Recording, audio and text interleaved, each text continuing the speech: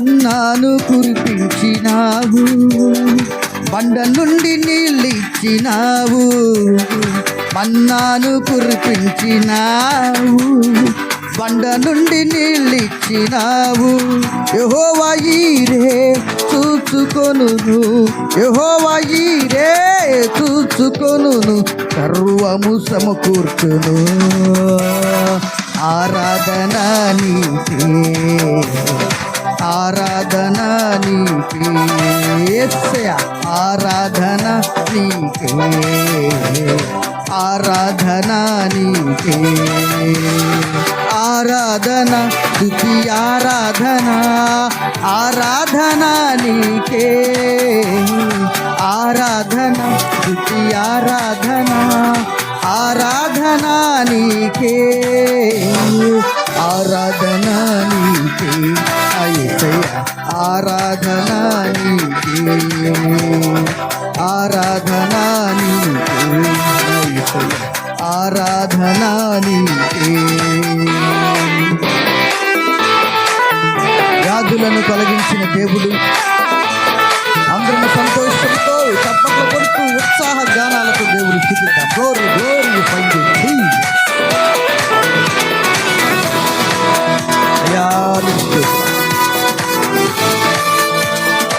ఆమేన్.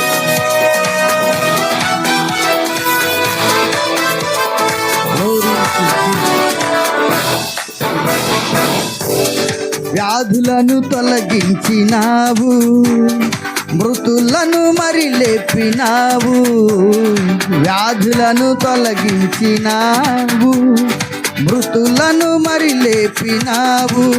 యెహోవా Rapha స్వస్థపరచును, యెహోవా Rapha స్వస్థపరచును, నన్ను స్వస్థపరచును.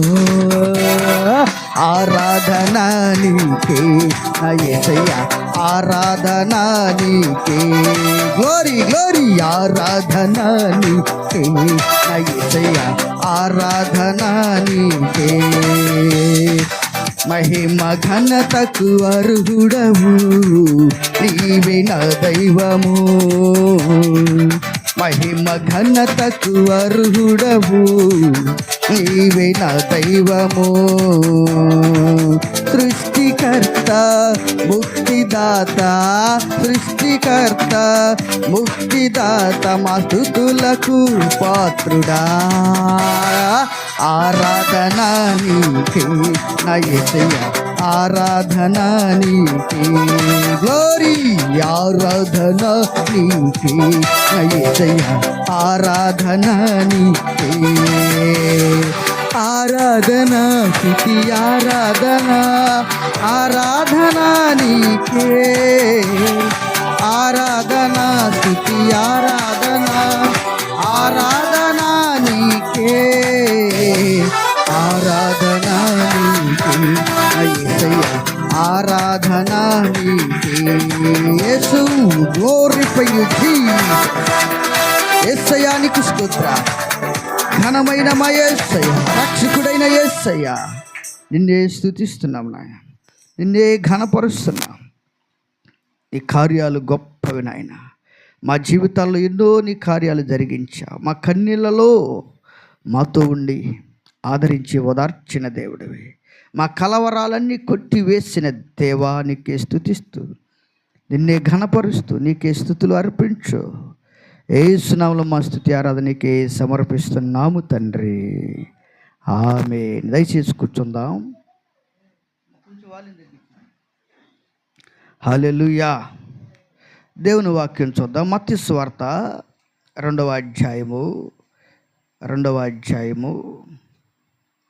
The book of Matthew 2nd chapter 6 వాక్యం చదువుకుందాం.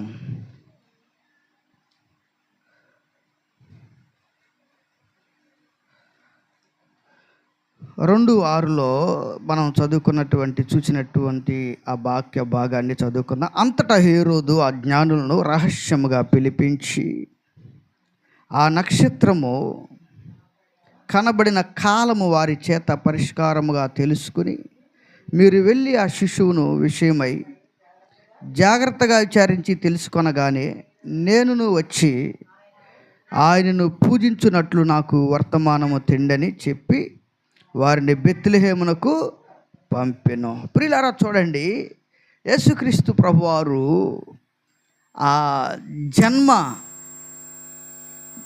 దినమునందు లేదంటే జన్మించిన ఆ దినాలలో జరిగినటువంటి ఒక సంఘటన ఏంటంటే, తూర్పు దేశపు జ్ఞానులు, they are wise men from east countries, తూర్పు దేశపు జ్ఞానులు దేవుని యొక్క ఆరాధనకు రావడం జరిగింది. ఆ రోజుల్లో ఎలాంటి టెక్నాలజీ లేదు, ఆ రోజుల్లో గూగుల్ మ్యాప్లు లేవు, ఆ రోజుల్లో స్మార్ట్ ఫోన్స్ లేవు, ఆ రోజుల్లో ఫోన్ కాల్స్ లేవు అడ్రస్ అడిగి తెలుసుకోవడానికి. ప్రియులారా, ఇప్పుడు దేవునిని ఆరాధించడానికి వచ్చినటువంటి తూర్పు దేశపు జ్ఞానులు చాలా జ్ఞానముతో అక్కడికి చేరుకున్నారు. అందుకే దేవుని వాక్యంలో పరిశుద్ధాత్మ దేవుడు తూర్పు దేశపు జ్ఞానుల గురించి వారు జ్ఞానులు అని మాత్రమే రాయబడి ఉంది.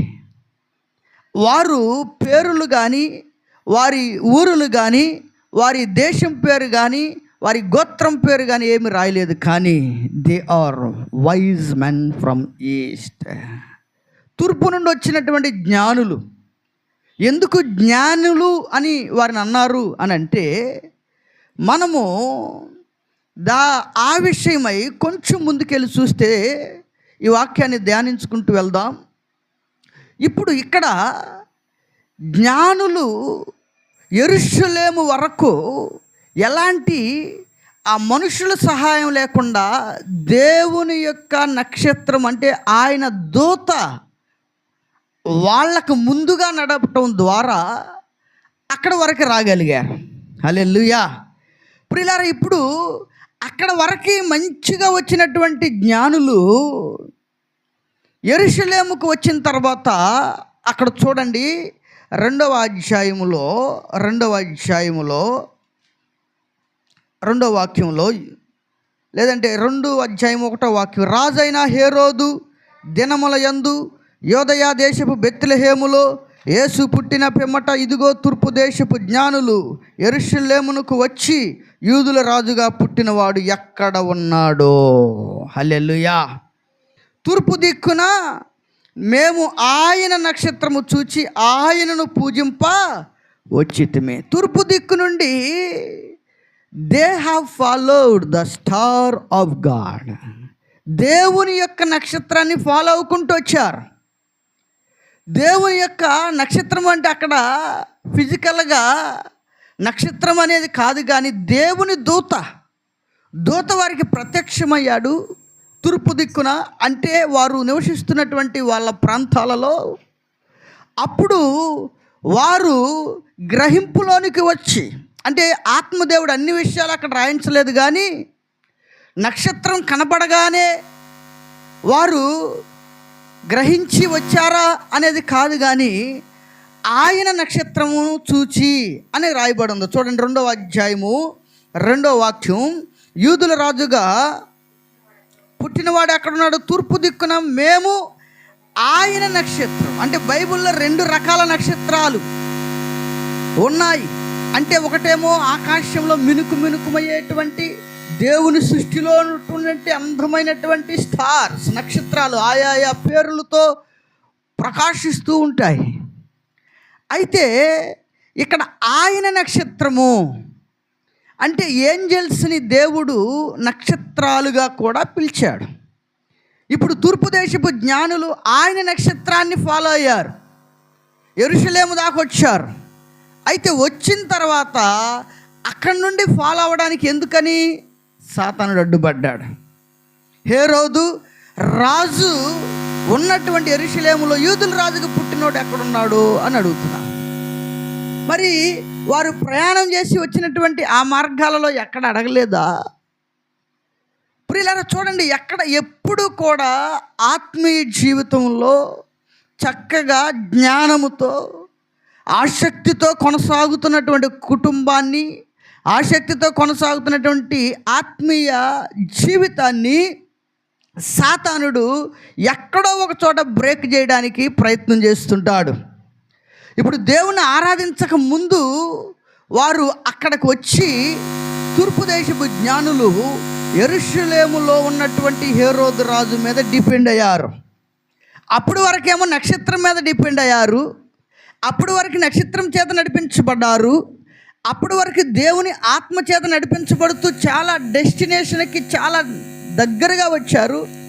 కానీ డెస్టినేషన్ రీచ్ అయ్యేటువంటి సందర్భంలో కొట్టాడు.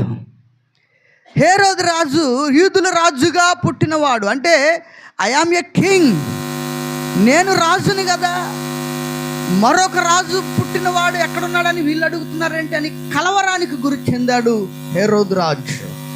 ప్రియులారా, ఇక్కడ హేరోదు హంతకుడు. హేరోదు పసిపిల్లలను చంపి భయంకరమైనటువంటి మర్డర్ చేసినటువంటి వ్యక్తి, ఘోరమైనటువంటి పరిస్థితిని యెరూషలేము పరిసర ప్రాంతాల్లో కలుగు చేసినటువంటి వ్యక్తి. అటువంటి మనస్సు కలిగినటువంటి ఆయన మాట మీద డిపెండ్ అవ్వడానికి వచ్చారా? ప్రియులారా చూడండి, చాలా సందర్భాలలో మనము దేవుని మీద ఆధారపడతాం, దేవుని కోసం ఎదురు చూస్తుంటాం, దేవునిలో చాలా జాగ్రత్తగా దేవుని శక్తితో ఎదగాలనుకుంటాం. కానీ కొన్నిసార్లు సాతానుడు ఏం చేస్తాడంటే ఎక్కడో ఒక బలహీనత మీద కొడతాడు. అలాగే వీళ్ళకి కూడా జరిగింది. వాళ్ళు తెలివి కలిగిన వాళ్ళే, జ్ఞానం కలిగిన వాళ్ళే, చాలా జాగరూకతతో, శ్రద్ధతో, ఆసక్తితో they have depended on the God, దేవుని మీద ఆధారపడ్డారు. కానీ అక్కడికి వచ్చేసరికి యూదుల రాజుగా పుట్టినవాడు ఎక్కడున్నాడు?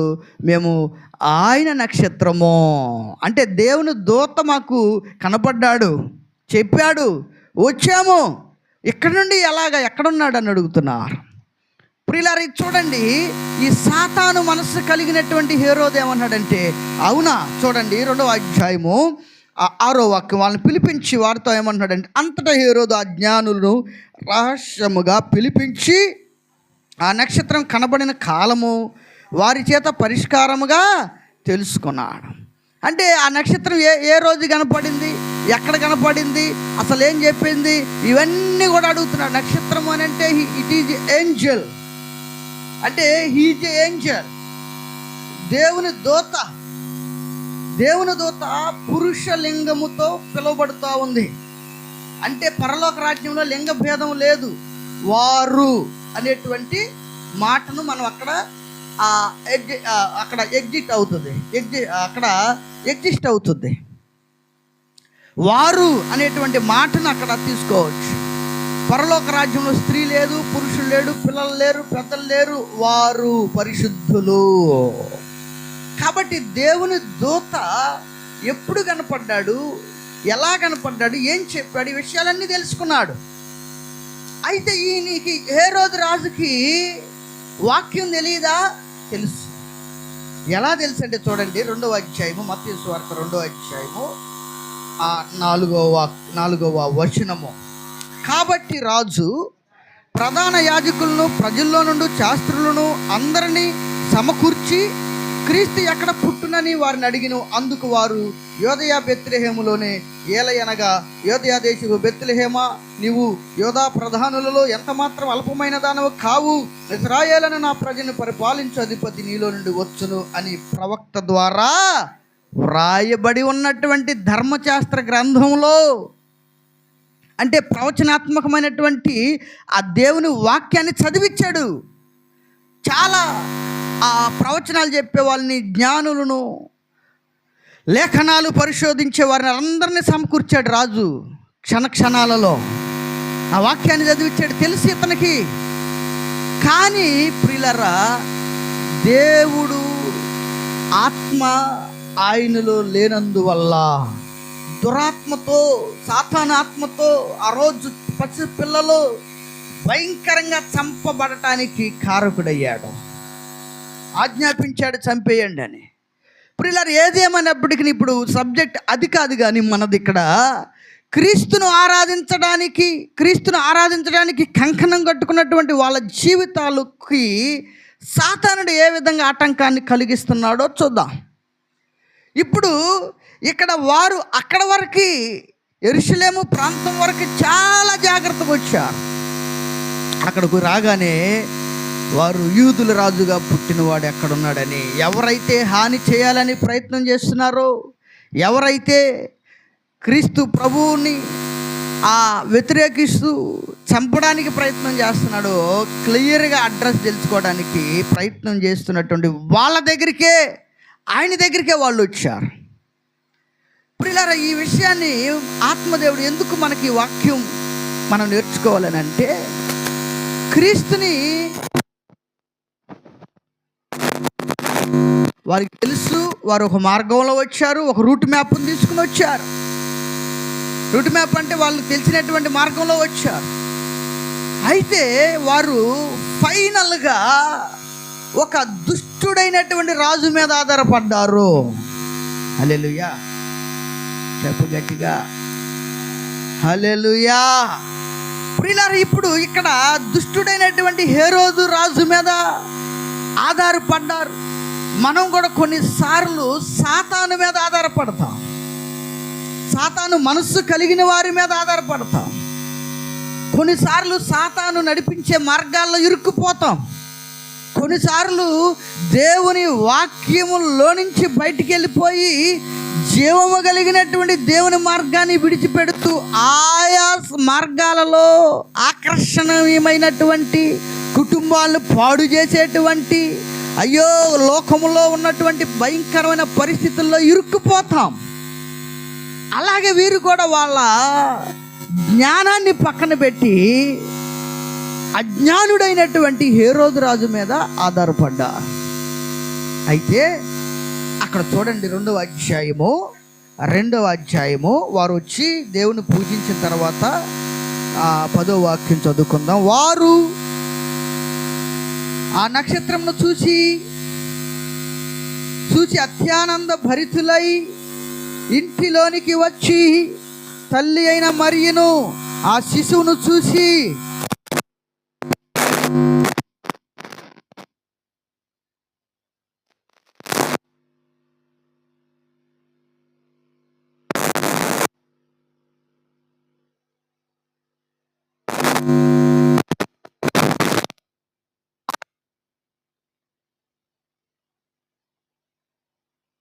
దేవుడు మహిమ దేవునికే చెందాలని తూర్పు దేశపు జ్ఞానులు జ్ఞానముతో దేవుణ్ణి పూజించారు. ఆయనను పూజించి, హల్లెలూయా, ఆయనను పూజించి తమ పెట్టెలు విప్పి బంగారమును సాంబ్రాణిని బోలమును కానుకలుగా ఆయనకు ఎవరికి సమర్పించారు? ఆయన్ను పూజించారు, ఆయనకి సమర్పించారు.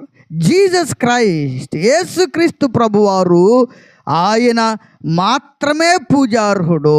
హల్లెలూయా, ఆయన మాత్రమే పూజార్హుడు. ఆయన మాత్రమే పూజార్హుడు. అందుకనే తూర్పు దేశపు జ్ఞానులు ఆయనను పూజించారు. హల్లెలూయా.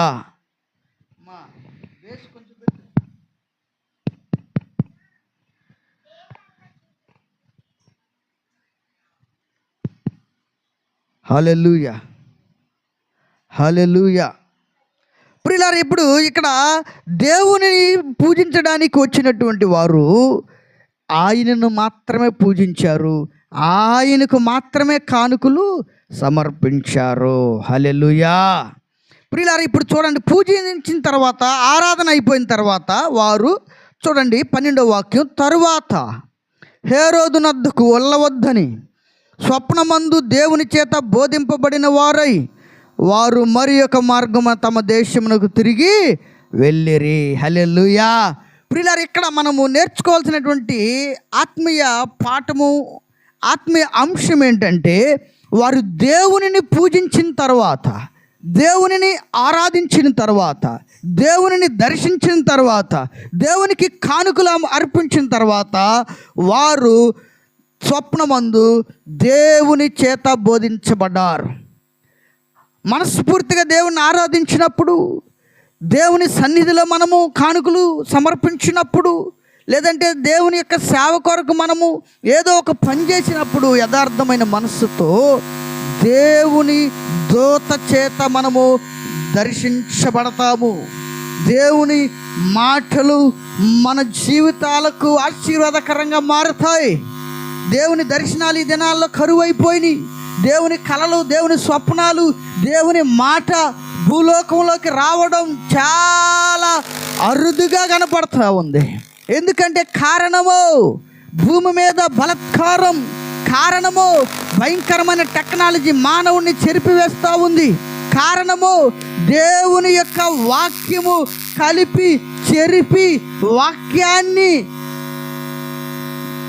సత్యమైనటువంటి వాక్యంతో బోధించేవారు చాలా తక్కువైపోయారు. హల్లెలూయా. సత్యవాక్యము లేదు, యథార్థమైన వాక్యం లేదు, కలిపి చెరిపేటువంటి అజ్ఞానులతో బోధించబడతా ఉంది. కానీ మనము దేని కొరకు ఎదురు చూడాలంటే దేవుని యొక్క దర్శనము చేత మరి సందర్శించబడిన వారమై దేవుడే మనతో మాట్లాడేటువంటి ఆ యొక్క అనుభవాల్లోకి మనం రావాలి. అందుకే వాక్యంలో ఏముందో ఏమి లేదో వాక్యాన్ని ధ్యానం చేయాలి. ఎంత బిజీగా ఉన్నా, మనం ఎన్ని పుస్తకాలు చదివినా, ఎంతగా మనము జ్ఞానాన్ని లోకంలో నేర్చుకున్నా, దేవుని వాక్యము చెప్పేటువంటి మాటలు వేరుగా ఉంటాయి. అది ఆత్మ ఉప్పొంగునట్లుగా, ఆత్మ శుద్ధి చేయబడినట్లుగా, దేవునికి సమీపం చేయడానికి కారణమైన మాటలు మన జీవితాల్లో ధ్యానం చేయాలి. ఎవ్రీ డే ఒక చిన్న అధ్యాయమైన ఆ వాక్యం చదువుతూ ఉంటే జుంటు తేనె ధారల కన్నా మధురముగా ఉంటాయి. మన పీస్ ఆఫ్ మైండ్ దేవుడు ఇస్తాడు. ఈ గజిబిజి జీవితంలో నెమ్మదినిస్తాడు. ఆయన వాక్యము ద్వారా టెన్షన్లెస్ అంటే టెన్షన్ ఫ్రీ లైఫ్ని దేవుడు మనకిస్తాడు. ఓ ఆందోళన, గందరగోళం, భయం ఇవన్నిటి నుండి ఆ వాక్యము మన పాదములకు దీపముగా ఉంటుంది. మన పాదములకు దీపము ఎలా వెళ్ళాలో, ఏం నేర్చుకోవాలో, ఎలా జీవించాలో, ఎలా ప్రేమించాలో, ఎలా క్షమాపణ ఇవ్వాలో, ఎలా మనము దేవునికి సమీపంగా చేరాలో, ఇవన్నీ విషయాలు వాక్యంలో గూఢమై ఉంటాయి. కాబట్టి వారు దేవుని చేత దర్శించబడినప్పుడు they have chosen another way to go their destination. వారి యొక్క గమ్యస్థానాలకి చేరడానికి వారు మరి యొక్క మార్గాన్ని సెలెక్ట్ చేసుకున్నారు. కారణం ఏంటంటే దేవుని దూత స్పష్టంగా చెప్పాడు. చూడండి ఆ మాట 12వ వాక్యం. తరువాత హేరోదు వద్దకు వెళ్ళవద్దని స్వప్నమందు దేవుని చేత బోధింపబడిన వారై వారు మరి యొక్క మార్గం. యస్, మన జీవితంలో దేవుణ్ణి ఆరాధించక ముందు, దేవుణ్ణి దర్శించక ముందు, దేవుని సన్నిధిలో గడపక ముందు, దేవుని వాక్యం చదవక ముందు, దేవుని కార్యాలు చూడక ముందు ఒక మార్గాన్ని ఎంచుకున్నావేమో. ఒకవేళ నీ జీవితంలో, నా జీవితంలో ఎన్నోసార్లు కృంగిపోతూ అపజయాల మధ్యలో చిక్కుకుపోతూ ఉన్నావేమో. ప్రశాంతమైన మనసు లేక భయంకరమైన గందరగోళాల మధ్యలో నీ జీవితాన్ని నీవు ఒకవేళ అలాగనే కొనసాగుతూ ఉన్నావేమో. అయితే ప్రియులారా, దేవుని యొక్క వాక్యం చదివిస్తూ ఉంది, దేవుని చేత దర్శించబడిన తరువాత we need to choose another way. మనము ఆయన చేత దర్శించబడిన తరువాత మరి యొక్క మార్గాన్ని మనం సిద్ధపరచుకోవాలి. హల్లెలూయా. ప్రియులారా చూడండి, ఇక్కడ దేవుడే చెప్తున్నాడు డైరెక్ట్. చూడండి 12వ వాక్యం. తరువాత హేరోదు వద్దకు వెళ్ళవద్దని స్వప్నమందు దేవుడే డైరెక్ట్గా చెప్తా ఉన్నాడు. ఆ కలలో, ఆ స్వప్నంలో వారు ఆ రాత్రి దేవునిని ఆరాధించినటువంటి ఆ సందర్భంలో, లేదంటే దేవుని ఆరాధించినప్పుడు దేవుడే డైరెక్ట్గా దేవుని స్వప్నంలో వాళ్ళతో చెప్తున్నాడు. ఏమనంటే డోంట్ గో దేర్, అక్కడికి వెళ్ళొద్దు. ఎక్కడికి? హేరోదు దగ్గరికి వెళ్ళొద్దు, మరొక మార్గంలో వెళ్ళండి. నిజమే ప్రియులారా, దేవునిని ఆరాధించడానికి మనము వస్తూ ఉన్నాం. ఎన్నో సంవత్సరాల నుంచి వాక్యం వింటూ ఉన్నాం. ఎన్నో క్రిస్మస్లు దాటి వెళ్ళిపోతూ ఉన్నాయి. కానీ నువ్వు వస్తూ ప్రయాణం చేస్తూ ఉంటూ ఉన్నటువంటి మార్గము అది మంచిది కాదు. నీ దిశ మార్చుకోవాలని దేవుని వాక్యం సెలవిస్తూ ఉంది, మరొక మార్గంలో నువ్వు వెళ్ళాలి. ఇప్పుడు వరకు వచ్చిన మార్గం అంతగా మంచిది కాదు. ఒడిదుడుకులు ఉన్నాయి, టెన్షన్ ఉంది, భయాలు ఉన్నాయి, ఎక్కడో పాపంలో ఇరుక్కుపోయే పరిస్థితులు ఉన్నాయి. నువ్వు దేవుని సన్నిధిలో మనస్ఫూర్తిగా దేవుని వాక్యాన్ని అంగీకరించినట్లయితే you need to choose another way for your spiritual life. నీ ఆత్మీయ జీవితం కొరకు, నీ ఆత్మీయ జీవిత అభివృద్ధి కొరకు దేవుని యొక్క రాకడ సమీపించిన కొలది నీ మార్గాన్ని, దిశను మార్చుకోవాలి, మరొక మార్గాన్ని ఎంచుకోవాలి. ఎన్నో మార్గాలు ఉన్నాయి ఈ జీవితంలో, ఎన్నో మార్గాలు ఉన్నాయి ఈ లోకంలో. ఘోరమైన పరిస్థితులు, ప్రతిరోజు ఏదో ఒక గందరగోళం, ప్రతిరోజు ఏదో ఒక కొత్త వ్యాధి, ప్రతిరోజు ఏదో ఒక భయంకరమైనటువంటి అనారోగ్య సమస్యలతో మానవుడు చితికిపోతూ ఉన్నాడు. అందుకే ప్రియులారా, భారతదేశంలో మరొక వ్యాపారం బాగా విస్తరిస్తూ ఉన్నది ఏంటంటే ఇన్సూరెన్సెస్ అండ్ హెల్త్ ఇన్సూరెన్సెస్. నిజమే ప్రియులారా, ఇప్పుడు మంచి ఆరోగ్యాలు లేవు మనుష్యుడికి. ఆ కాలంలో నాన్ స్టాప్గా 900 years బ్రతికినటువంటి మానవుడు నిండు 100 ఏళ్ళకు వచ్చాడు. నిండు 100 ఏళ్ళకు వచ్చిన మానవుడు ఇప్పుడు 60 అయితే చాలురా అనుకునేటువంటి పరిస్థితులకు వచ్చారు. ప్రియులారా, కారణం ఏంటంటే భూమి మీద బలాత్కారం పెరిగిపోతూ ఉంది. టెక్నాలజీ పెరుగుతుందని మానవుడు సంతోషిస్తున్నాడు. ఏఐ కానీ, డేటా సైన్స్ కానీ, కంప్యూటర్ సైన్స్ అభివృద్ధి చెందుతుందని అనుకుంటూ ఉన్నాడు. ప్రియులారా, టెక్నాలజీ అభివృద్ధి చెందుతుందని సంతోషించాలో, లేక మానవుని మీద వస్తూ ఉన్నటువంటి ఆ వ్యాధులు, హఠాత్తుగా జరిగే పరిణామాలు, పొంచి ఉన్న ప్రమాదాలు, అయ్యో ఘోరమైన కుటుంబాల్లో ఏడుపులు, కన్నీళ్ళు పెరిగిపోతా ఉన్నాయని దుఃఖపడాలో అర్థం కాని పరిస్థితుల్లో మానవుడు ఉన్నాడు. ప్రియులారా, ఎన్నో క్రిస్మస్లు దాటుకుని వెళ్ళిపోతూ ఉన్నాయి. మరొక మార్గాన్ని నువ్వు ఎంచుకున్నావా లేదా? ఎన్నో క్రిస్మస్లు సెలబ్రేట్ చేసుకుంటూ ఉన్నాం, but you need to choose another వే. మనం ప్రతి క్రిస్మస్ జరుగుతూ ఉంటే ఈ లోక యాత్ర ముగింపుకి సమీపిస్తూ ఉన్నాం. మన బిడ్డలు పెద్దవాళ్ళు అవుతూ ఉంటే మనం ఆనందిస్తున్నాము, కానీ we are very near to death. ఈ మరణానికి దగ్గరికి వెళ్ళిపోతూ ఉన్నాం, కానీ జీవము ఉన్నది అని, నిత్య జీవములో మనం ఉండాలి అని, it's a everlasting life, eternal life, అది శాశ్వతమైన జీవితం ఉందని, దానిలో మనం ప్రవేశించాలనేటువంటి పాకులాడే విశ్వాసులు అరుదుగా కనపడతా ఉన్నారు. ప్రియులారా, చూడండి, ఆ యొక్క తూర్పు దేశపు జ్ఞానులు ఎంతో జ్ఞానంతో చాకచక్యంగా వ్యవహరించారు ఆ సందర్భంలో.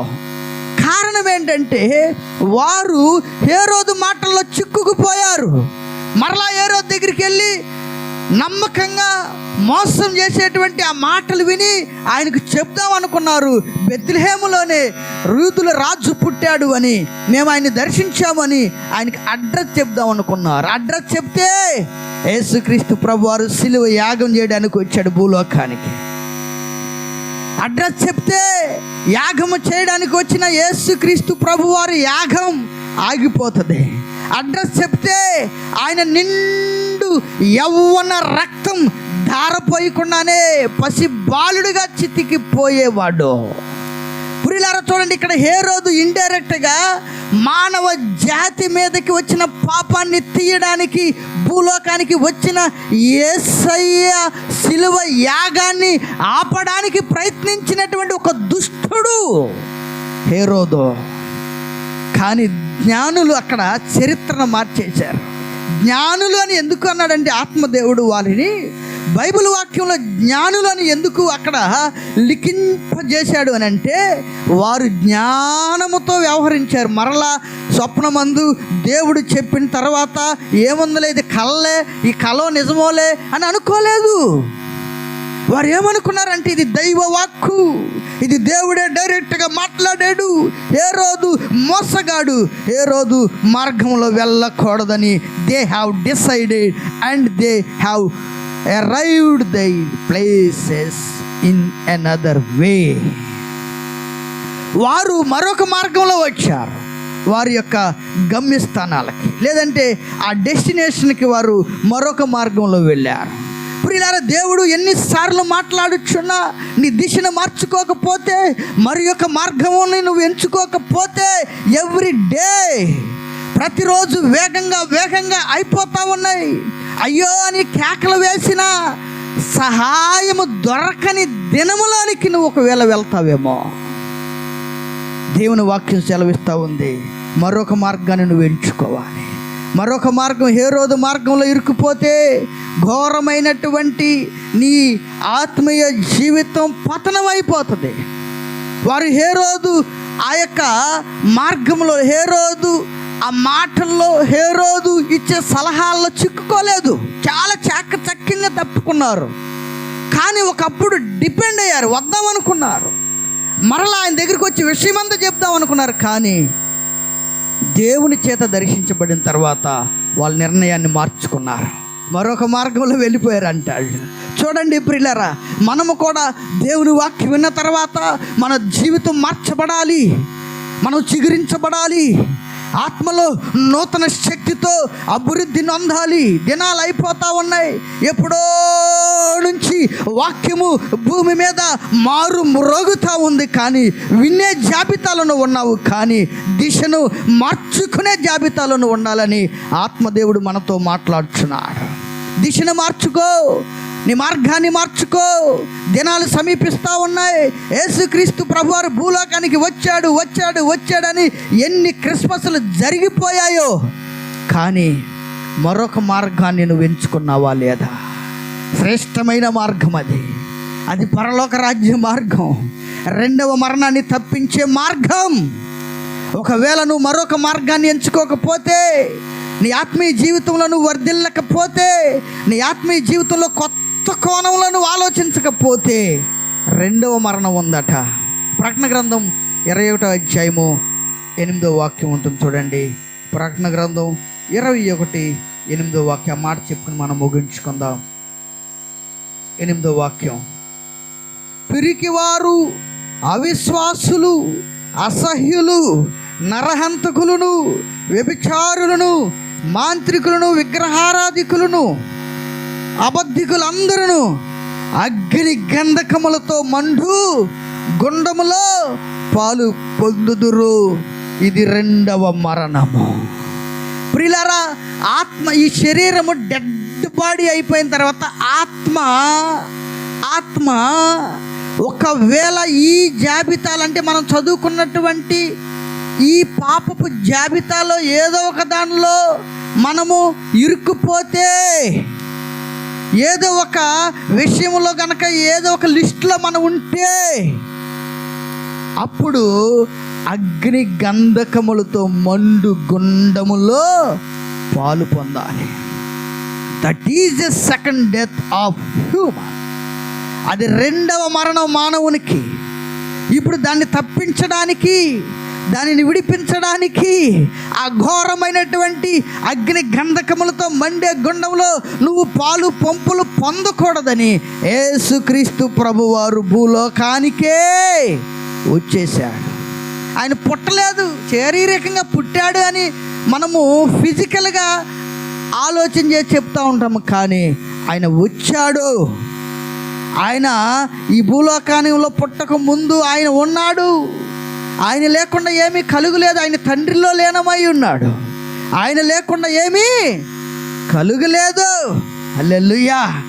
కాబట్టి ఇప్పుడు ఇలా రెండవ మరణం తప్పించడానికి వచ్చినటువంటి యేసుక్రీస్తు ప్రభువారిని క్రిస్మస్ అనేటువంటి పదంతో మనము ఆరాధన చేస్తూ ఉన్నాం.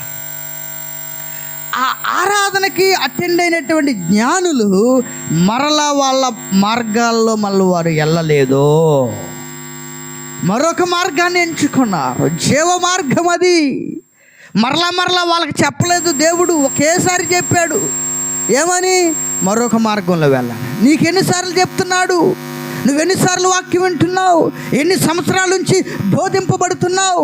ఎన్ని ఏండ్లు అయిపోయినాయి? ఎన్ని క్రిస్మస్లు దాటుకుని వెళ్ళిపోయినాయి?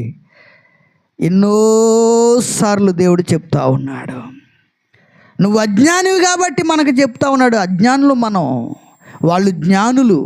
ఒకసారే చెప్తారు, ఒకసారే వింటారా వాళ్ళు. మనం అజ్ఞానుల వలె పదే పదే చెప్తా ఉంటే భవిష్యత్తులో దేవుని యొక్క రాజ్యము, దేవుని యొక్క నిత్య జీవాన్ని నిర్లక్ష్యము చేసినటువంటి వారిగా, భవిష్యత్తును పాడు చేసుకునే వారిగా మనం ఉండకూడదు. హల్లెలూయా. ప్రియులారా, అందుకనే మనము జ్ఞానుల వలె ఈరోజైనా ఒక నూతన మార్గం, మరొక మార్గం, యేసయ్యతో ఉండే మార్గం. ఈ లోకంలో అంతా టెన్షన్, ప్రతిరోజు కొత్త రోగాలే, ప్రతిరోజు పేరు తెలియని వ్యాధులు ఎన్నో భూలోకానికి వస్తూ ఉన్నాయి.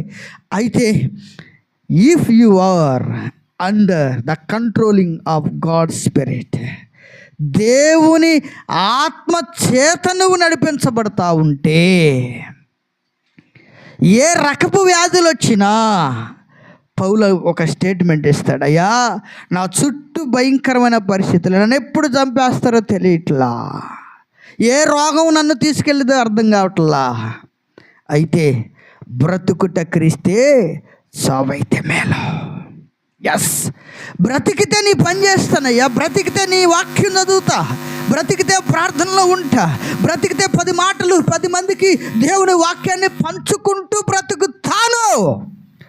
ఒకవేళ చనిపోతే నీతో ఉంటాను కదయ్యా, ఒకవేళ వస్తే నీతోనే కదా, నీ దగ్గరే డైరెక్ట్గా ఉంటా, అది నాకు ఇంకా మేలు అంటాడు. హల్లెలూయా.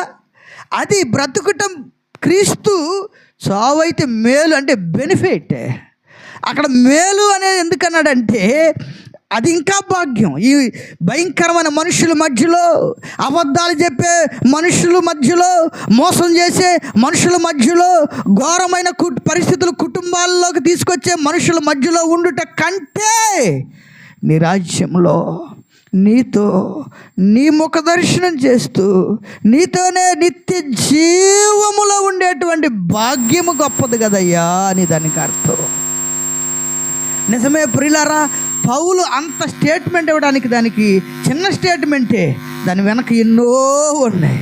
ఈ శరీరంలో రోగాలు నేను ఎక్కడ భరించినయ్యా, ఈ యొక్క భయంకరమైనటువంటి ఆయాసం ఎక్కడ భరించను, అయ్యో భయంకరమైనటువంటి శరీర బలహీనతలు భరించే కంటే నీ ముఖ దర్శనం చేస్తూ ఏ బాధ ఉండదు, అప్పుడు శరీరమే ఉండదు అసలు భరించడానికి. శరీరం లేనటువంటి రాజ్యం అది. ఎటర్నల్ లైఫ్, శాశ్వత జీవం. దేవదూతల వలె ఉంటాం. అక్కడ ఆరాధన జరుగుతూ ఉంటుంది. అక్కడ ఏ జాబులు లేవు, ఏ బీపీ లేదు, ఏ షుగర్ లేదు, ఏ వ్యాధులు లేవు, ఏ అమ్మకాలు కొనుగోలు లేవు, ఎలాంటి పోకడు లేవు, ఎలాంటి గర్వము లేదు, ఎలాంటి డబ్బా మాటలు, గర్వపు మాటలు, మోసపూరిత మాటలు అవేమీ లేని ప్రశాంతమైన దేవుని రాజ్యములో ఆయనను నిత్యము ఆరాధించే భాగ్యం అది. హల్లెలూయా. ఆ భాగ్యాన్ని దక్కించుకోవాలంటే ఈరోజు నువ్వు మరొక మార్గంలోకి వెళ్ళాలి. దేవుని ఆరాధించక ముందు ఒకవేళ హేరోదు వలయంలో చిక్కుకుపోయావేమో, ఏ పాపంలో చిక్కుకుపోయావు, ఇరుక్కుపోయావో, ఏ బలహీనతలో ఇరుక్కుపోయావో, ఎలాంటి రహస్యమైన మరొక జీవితంలో ఉన్నావో, అయితే దేవుడు దర్శించిన తర్వాత మరొక మార్గాన్ని ఎంచుకోకపోతే రెండో మరణం నీ కొరకు ఎదురు చూస్తూ ఉంది. ఒకటో మరణానికి ముగింపు ఉంది. మరణం అంటే చావు, ఇక దాంతో ఈ బాడీకి ఇక మరలా లేదు. కానీ ఆత్మకు రెండవ మరణం ఉంది. పిరికివారు, అబద్ధికులు, విగ్రహారాధికులు, వ్యభిచారులు, మాంత్రికులు, ఈ జాబితాలు ఎక్కడైనా ఒక దానిలో నువ్వు ఇరుక్కుపోతే రెండవ మరణం ఉంది. కానీ నీకు నాకు అది సంభవించకూడదని నజరేయుడైన యేసు గాయాలు పాలయ్యాడు, నుజ్జైపోయాడు, ఘోరమైన శిక్షకు అప్పగించబడ్డాడు. నిండు యవ్వన రక్తము నాగలి సాళ్ళ వలె ఆయన వీపును దున్నుతూ ఉంటే రక్తము కారుతా ఉంది. ముళ్ళ కిరీటం తల మీద పెట్టారు, రక్తమంతా కారిపోతూ ఉంది. ఆయన శరీరంలో కారడానికి ఇంకా రక్తం అంటూ ఏమీ లేనంతగా కారిపోయింది. కారణం రెండో మరణం నుంచి తప్పించబడాలి. కారణం రెండవ మరణం పాలు పంపులు పొంది అగ్ని గంధకాలతో మండే గుండములో నువ్వు ఉండకూడదు. అందుకే యేసయ్య భూలోకానికి వచ్చాడు. అందుకే ఈరోజు నువ్వు మరొక మార్గాన్ని ఎంచుకోవాలి. ఈరోజు ఒక నిర్ణయం తీసుకోవాలి. అయ్యా, నా మార్గమే నేను వదిలిపెడుతున్నా, నీ మార్గంలోకి నేను వస్తున్నా, నీ కట్టడంలోకి నేను వస్తున్నా. వాక్యం చదవకుండా, దేవుని ప్రార్థనలో ఉండకుండా, దేవా నీతో మాట్లాడకుండా, నీవు నాతో మాట్లాడకుండా నా జీవితాన్ని నేను కొనసాగించలేను. ఈ రోజు నుంచి కొత్త మార్గము, నూతన మార్గము నేను ఎంచుకుంటానయ్యా. మోకరిద్దాం, ప్రార్థన చేసుకుందాం. అయ్యా, ఎంచుకుంటాను, కొత్త మార్గం ఎంచుకుంటాను. జీవాధిపతి, జీవం కలిగిన తండ్రి, స్తోత్రాలు, నీకే వందనాలు, స్తోత్రాలు చెల్లించుకుంటూ విని వెళ్ళిపోయే జాబితాలో మమ్మల్ని ఉంచొద్దయ్యా. అయ్యా, నూతన మార్గాన్ని ఎంచుకునే మనసు మాకు దయచేయండి.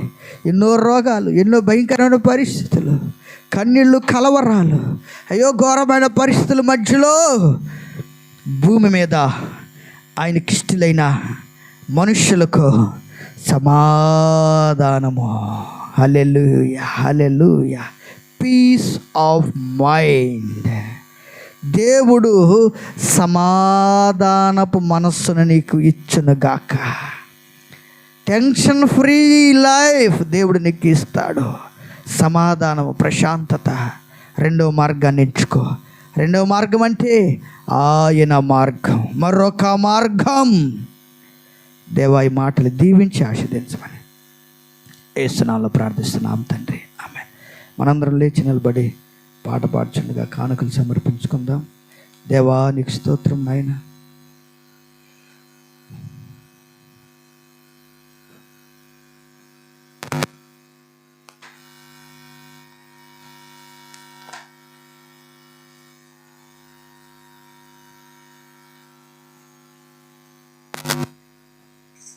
ప్రైజ్ ది లార్డ్, హల్లెలూయా.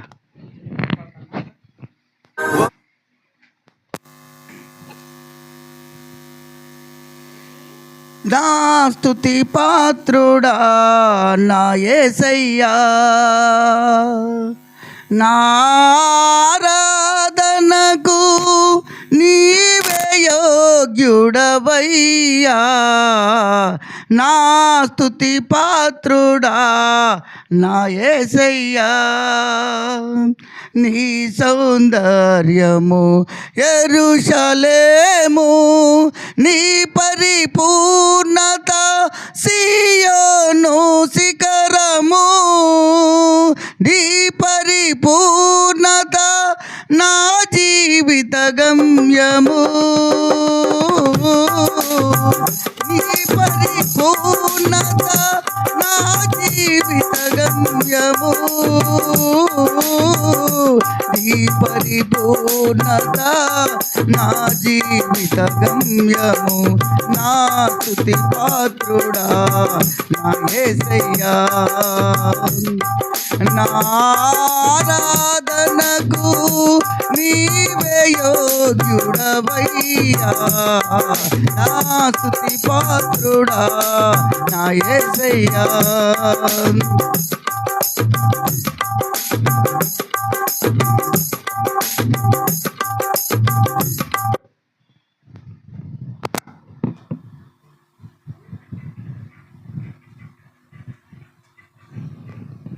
ప్రార్థన చేసుకున్న జీవాధిపతి, జీవం కలిగిన తండ్రి, నీ చిత్తమైతే నాయనా తండ్రి, ప్రభా, మేము నీ రాజ్యంలో ఉండే కొత్త నిర్ణయాలు, నూతన నిర్ణయాలు తీసుకోవడం, నీ చిత్తానుసారమైన జీవితాన్ని కొనసాగించడానికి సహాయం చేయండి. మమ్మల్ని అందరినీ దీవించండి. పేరు పేరున కిరణానికి మంచి ఆరోగ్య శక్తిని, బలాన్ని దయచేయండి. మేడం గారిని జ్ఞాపకం చేసుకోండి. నూతన శక్తి, నూతన బలం, దేవా, ప్రశాంతమైన మనస్సు మీరు దయచేయండి అయ్యా. దీవించండి అయ్యా. దాసురాల చుట్టూని కాంచి వేయండి. జాన్ సుశీల్ని, సుదర్శని జ్ఞాపకం చేసుకోండి. బిడ్డలకు మంచి ఆరోగ్యాలు, మంచి జ్ఞానము, మంచి భవిష్యత్తుని దయచండి. ఇదిగో నేను యేసు అన్న కుటుంబాన్ని జ్ఞాపకం చేసుకోండి. బిడ్డలను దీవించండి అయ్యా. అమ్ములు రాజశేఖర్ని, యాయ్ మెర్సిని, బిడ్డలందరినీ జ్ఞాపకం చేసి కుటుంబం చుట్టూని కాంచి వేయండి. కిషోర్ అన్న కుటుంబాన్ని, సునీత వదినమ్మ జ్ఞాపకం చేసుకుని బిడ్డలకు మంచి ఆరోగ్య శక్తిని, బలాన్ని దయచేయండి. దేవానికి వందనాలు. ఇదిగోనైనా స్వరూపుని, మనోజ్ని అయ్యా, స్టూడెంట్ చాలామంది రాలేకపోయారు, గృహాలకు వెళ్ళారు. తిరిగి వారు రావడానికి సహాయం చేయండి. నీకు స్తోత్రాలు నాయన. కుటుంబాలు జ్ఞాపకం చేసుకోండి. సుజన్ బాబు కుటుంబాన్ని, సతీష్ కుటుంబాన్ని, ప్రకాష్ కుటుంబాన్ని దేవా మీరు జ్ఞాపకం చేసుకుని, ఇదిగో నాయన తండ్రి సోమసుందరపాలెం వాక రమేష్ కుటుంబాన్ని మీరు జ్ఞాపకం చేసుకోండి. దేవా ఇదిగో నాయన తండ్రి చైతన్య కుటుంబాన్ని మీరు జ్ఞాపకం చేసుకోండి. బిడ్డలను మంచి ఆరోగ్యం దయచేయండి. దేవా నీ మందిరం నాయన తండ్రి అయా అనేకమైన కుటుంబాలతో నింపబడి ఆరాధన జరుగుడు సహాయం చేయండి. అలుపున్న అయోగ్యున్నయ్యా నన్ను జ్ఞాపకం చేసుకోండి అయ్యా. అయ్యా లిజీ రోజుని జ్ఞాపకం చేసుకోండి. మంచి భవిష్యత్తుని వారికి దయచేయండి నాయన. నీకు స్తోత్రాలు. అలుపున్న అయోగ్యుని జ్ఞాపకం చేసుకోండి. నా చుట్టూ నాయన నీ కంచి వేయండి. ఈ నెలలో నాయన అనేకమైన దూర ప్రాంతాలు, జిల్లాలు దాటి వెళ్ళి నీ వాక్యం చెప్పడానికి కృప చూపించారు అయ్యా. మంచి ఆరోగ్యం దయచేయండి. ప్రతి దుష్టుని దూరపరచండి అయ్యా. అయ్యా ఆఖరి శ్వాస వరకు నాయన యథార్థంగా బ్రతికే కృప ఇచ్చిన ఆయన దేవ, మంచి పోరాడే గొప్ప ఆరోగ్యాన్ని, ఆత్మశక్తిని, యథార్థతను, నీతిని, ప్రార్థనను నాకు దయచేయండి. నీ అవసరాలను జ్ఞాపకం చేసుకోండి.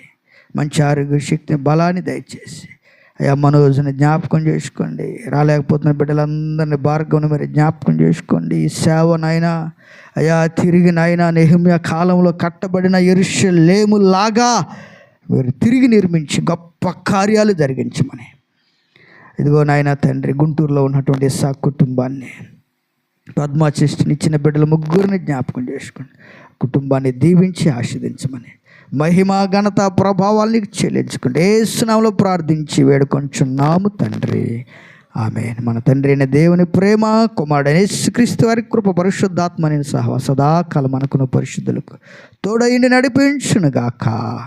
ఆమేన్. హల్లెలూయా, హల్లెలూయా, హల్లెలూయా, హల్లెలూయా. ఆమేన్. హల్లెలూయా, హల్లెలూయా, హల్లెలూయా, హల్లెలూయా. యేసు రక్తమే జయం, సిలువ రక్తమే జయం. ప్రభు యేసు నామమున సంపూర్ణ విజయము కలుగునగాక. ఆమేన్. ఆమేన్. అందరికీ వందనాలు. God bless you.